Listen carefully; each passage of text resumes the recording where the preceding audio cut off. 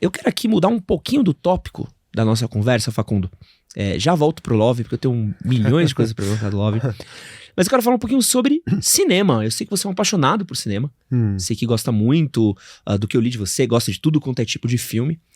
E aproveitar um pouquinho aqui do tema do nosso podcast, do tema do nosso canal. A gente teve nessa semana a estreia do novo filme do James Bond.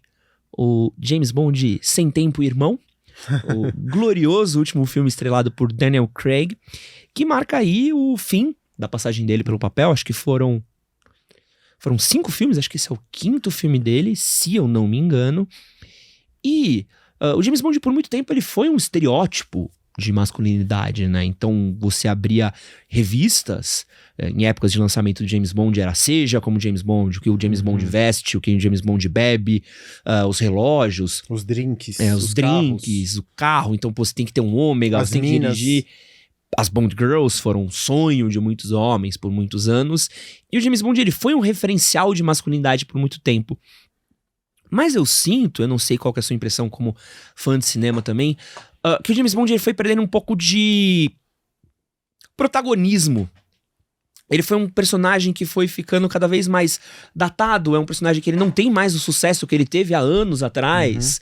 E eu queria saber um pouquinho como você vê essa figura e como ele virou esse espelho pra masculinidade por muito tempo. Cara, a minha masculinidade ela foi construída pela revista Playboy da década de 80. Sou um homem de 74, então quando a minha masculinidade ela estava se formando, eu me perguntava o que era ser homem, eu não tinha o papo sobre sexualidade dentro de casa, e no colégio também era aquela sexualidade que é uma sexualidade competitiva, quem tem o pau maior, quem goza mais longe, quem come mais gente, o caralho é 4. E aí eu olhava pra Playboy, e eu nunca vou me esquecer, eu abria as páginas da Playboy e eu via um carro rápido, um terno, um relógio, um drink e uma mina. Todos, e uma loira. Todos eles no mesmo lugar. Então a mulher, ela tinha o mesmo... Ela era exposta da mesma maneira como carro, como relógio, como terno, como drink. Era só um objeto que representava o sucesso enquanto homem. E o James Bond, ele se aproveitou dessa masculinidade da década de 80, né, que foi da década de 80, 90, e que era essa masculinidade tóxica hoje, que a gente olha para ela e fala isso aqui tá errado porque é opressor de uma determinada maneira, a gente olha para essa masculinidade e ela é obsoleta. Eu acho essa masculinidade obsoleta. Ela é obsoleta porque ela machuca. Você colocar uma mulher ao lado de um carro veloz, ao lado de um drink, ao lado de uma arma e ao lado... É divertido até certo ponto. É engraçado porque dá pra fazer um paralelo com Love Story. Quando a gente falou que a gente ia mudar o projeto do Love Story, um monte de homem branco falou assim, o sonho acabou. Aí eu me pergunto, mas o sonho de quem acabou? É o teu sonho de homem branco, velho, hétero. Mas vai perguntar para as mulheres que recebiam Boa Noite Cinderela ali se elas sonhavam junto com o seu sonho. Não é bem assim. Então, esse filme último eu fui ver no sábado, no domingo, com a minha filha. Aliás, mesmo? Minha filha estava do meu lado quando a gente assistiu. Ela tem 9 anos. A gente foi, não, vamos assistir 9... Ela fez vários comentários pícaros no meio do filme. Ela falou, ai pai, que vergonha desse tiozão. Que vergonha desse tiozão. E eu falava, filha, vergonha, vergonha, vergonha, vergonha. Porque até um determinado momento, ele faz jus, eu não vou dar nenhum tipo de spoiler, mas ele faz jus à mitologia do homem. Mas talvez os últimos 30 minutos do James Bond, do último filme do James Bond, seja a parte mais importante de toda a mitologia de James Bond. Olha. E que fala muito sobre o patriarcado e fala muito simbolicamente de como a gente precisa desmontar o que foi montado. Se eu falar mais, eu vou acabar estragando o filme. Então, não vou cometer esse sacrilégio. Mas, de uma determinada forma, para mim, é o filme mais importante. Legal.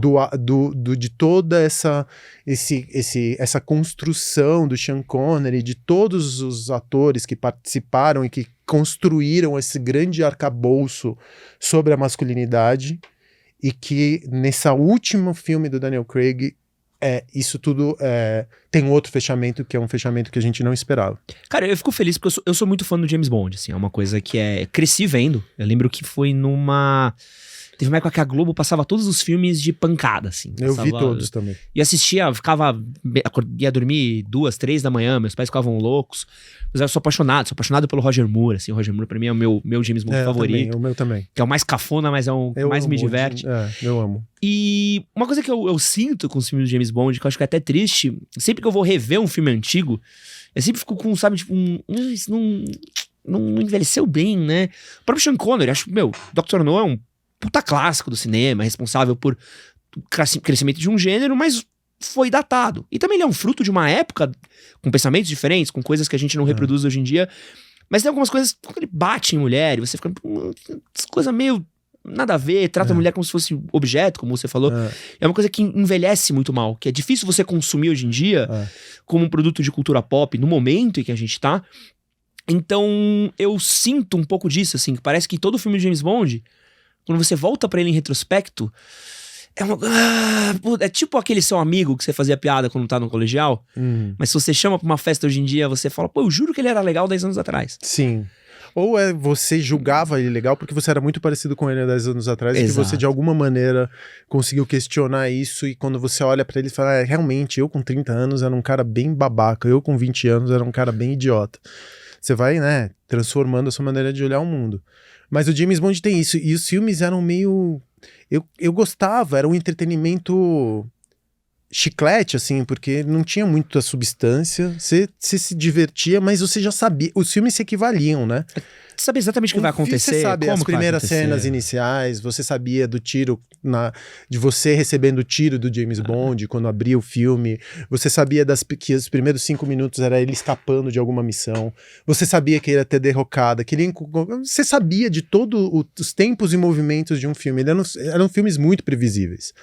E eu acho que o previsível, ele é, mesmo na cultura pop, aquilo que é tão previsível assim a ponto de você já conseguir destrinchar o roteiro logo de largada, mudam os vilões, mudam as mulheres, mudam talvez os gadgets do Kill, mas o James Bond continua sendo o James Bond. Esse cânone, ele nunca foi questionado. Ele pode participar, tem até uns momentos em que ele sofre de amor, que é uma coisa que você nunca pensou que o James Bond poderia amar. O George Lazenby, com a mulher morrendo. Mas é uma morte muito angustiante. Eu me lembro, aquela morte daquela mulher afogada, presa dentro do elevador. Esse é o do Cassino Royale. Do Cassino Royale. Qual que é o nome daquela atriz que eu me esqueço? Eva Mendes. Eva Mendes, que é uma deusa. Aquela morte é uma morte muito violenta, porque ela é pornográfica. Aquele jeito daquela mulher é muito realista, o jeito como ela morre presa dentro de um elevador, se sacrificando por ele, né, dando sua vida por ele, e de uma maneira quase sádica. Você vê ela se afogando em três aspirações de ar, enchendo os pulmões, e o olho dela ficando sem vida. Aquilo é pornográfico. É uma violência muito gráfica, e é uma mulher que está sofrendo essa violência. Então esse amor que ele sentia pela personagem, que o persegue depois, né, que se arrasta pelos filmes, é um amor também amaldiçoado, porque é um amor de sacrifício por um lado, e é um amor gráfico, é uma morte gráfica e pornográfica, e que é uma morte que gruda na retina. Eu nunca vou me esquecer dessa cena, porque eu saí do cinema... Que maneira terrível de mostrar uma pessoa morrendo, né? Porque uma coisa é você ver a morte enquanto, sei lá, uma morte de um zumbi. Você consegue, ou uma morte num game, você consegue deixar aquela morte mais abstrata e ao mesmo tempo pouco realista. Mas aquela morte da Eva Mendes naquela cena, ela é muito realista. É exatamente como eu imagino uma pessoa morrendo de uma maneira excruciante, que é afogada. Então é isso contra uma mulher. A gente não questiona isso. Enquanto que... Bom, enfim, vou acabar estragando. Cala a boca, Facundo.